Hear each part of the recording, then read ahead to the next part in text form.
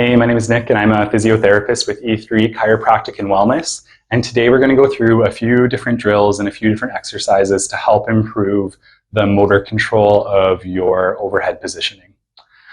So one of the biggest faults that we will see with an overhead position is that if people lack the motor control or mobility to get the shoulder totally overhead and to extend through your upper back, is that a lot of people will compensate by moving through their lower back and going into a lot of lower back and hip extension. So what that means is that instead of having a nice solid core and a nice solid overhead position, people will extend through their lower back to try and get more of this shoulder flexion, but all of that movement is coming from here instead of the upper back and shoulders.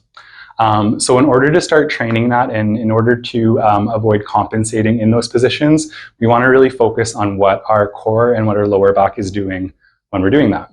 An awesome position to get started in, to start to feel that a little bit more, is actually laying down on your back. So it's taking gravity out of the equation. When you're laying down, you can use a pillow or a yoga block just to give you something for your head to rest on to make that a little bit more comfortable. The position that we're looking for is we want to have your lower back in a position where it's not super extended, so I'm not lifting off the bed or the floor a whole lot, but we're also not super flexed, so it's not totally flat against the bed either. You want to be in a nice kind of neutral range. From here, I have a little bit of space for my hand to go underneath my back. I want to create tension on the front side, so I'm going to think about squeezing the muscles on the front of my stomach, as well as squeezing the muscles on the back and side. So I'm creating this tight core. And when we start to move through the shoulders and upper back, I want to try to maintain that position the whole time.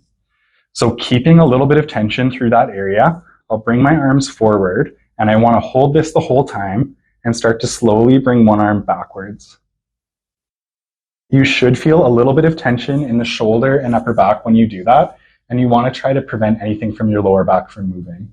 The common compensation in this position is that your lower back starts to arch off the bed so that you can get your shoulder backwards a little bit more, but you want to try to keep that nice and tight and try to keep that lower back in that neutral kind of range.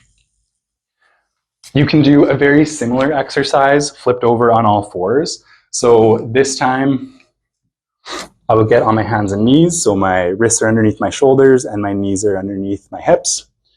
From here, same thing. You don't want to be super flexed and you don't want to be super extended. So we just find this nice, comfortable middle position. From here, same thing. You want to create tension on the front, sides, and back. So you want to feel all of those muscles squeezing around that spine to maintain this position.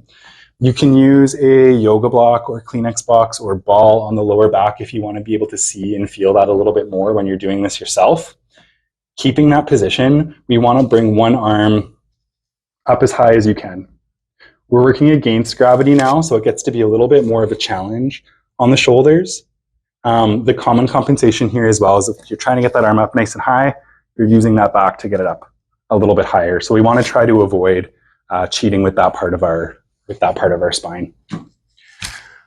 With both of those last exercises, since they are more motor control and technique kind of exercises, high reps can be a good thing, meaning that we're getting a lot of practice in, but it's basically pointless to do the moment that you start to do it incorrectly. And so it's good to have a mirror or even film yourself while you're doing these so you can see if you're compensating. As mentioned before, using a yoga block or trying to feel what your back is doing can be a good source of feedback as well. Most of these aren't going to make you terribly sore, so they're good to do a bunch. Kind of whenever you can, even as a warm-up or a cool-down before or after exercise. But doing these repetitively and really focusing on the technique will help to train your body to move a little bit better in that overhead position. Another set of exercises that I really like that will challenge the mobility and stability of that a little bit more. The first one is a wall angel. So basically what that exercise involves is trying to sit with your back right up against the wall. What this does is similar to the floor, is it gives you that sense of feedback on where your lower back is. In a seated position as well, it's harder to extend a bunch through your lower back. And so it kind of forces you to move more through your shoulders and upper back. So what you're going to do is, if you can, bring your elbows backwards towards the wall and rotate those hands so that they're kind of coming towards that wall as well. If you're stiff, you might not be able to get this far. Just do as best you can. Once you're here, we're pushing those arms up and overhead into this overhead position. A lot of times people are surprised how stiff they will be once they're up against the wall like this, and we're taking away a lot of that compensation. If you can, you want to start to work those elbows slowly towards your ears. You can probably hear my voice shaking because that gets to be really tough for me. What I like about this position and this movement is that you're able to put a lot of muscular force into trying to get those arms into that overhead position. And we know that our low back can't compensate that much when we're in this position. So this can be an awesome kind of warm up prior to any sort of overhead exercise as well.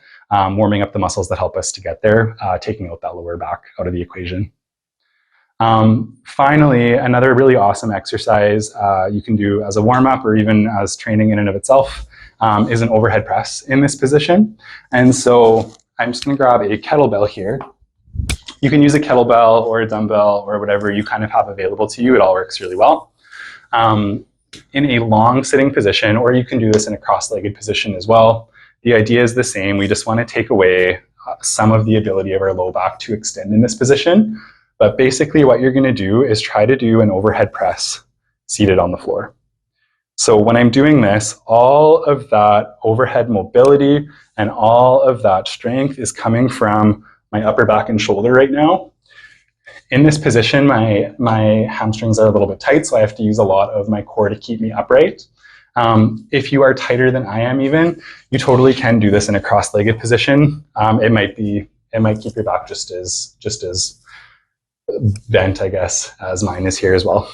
So the idea is not to be flexed when you're doing this. We just want to be neutral, but being seated just takes away the ability to be hyperextended. And so working through this range of motion can be really, really helpful in gaining that overhead mobility and strength.